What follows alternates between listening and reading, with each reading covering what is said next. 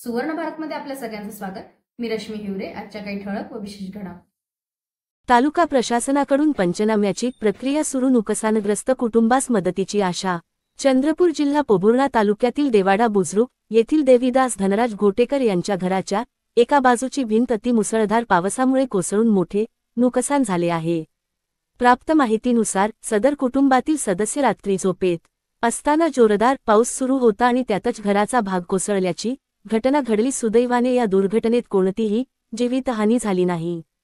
घराची भिंत पूर्णपणे पडल्याने केवळ फाटण्याचे नुकसान झाले असून पावसाळी दिवसांत कुटुंबासाठी घरात राहणे अवघड झाले आहे। ही घटना समजताच सामाजिक कार्यकर्ते विकास शेडमाके यांनी तालुका प्रशासनाला माहिती दिली आणि तातडीने पंचनाम्याची मागणी केली। तालुका प्रशासनाने पंचनाम्याची प्रक्रिया सुरू केली असून नुकसानग्रस्त कुटुंबास आर्थिक मदतीची आशा निर्माण झाली आहे। नागरिकांनीही प्रशासनाकडे मदतीची विनंती केली असून संबंधित कुटुंबास शासकीय आर्थिक सहाय्य व घरकुल मंजूर करण्याची मागणी केली।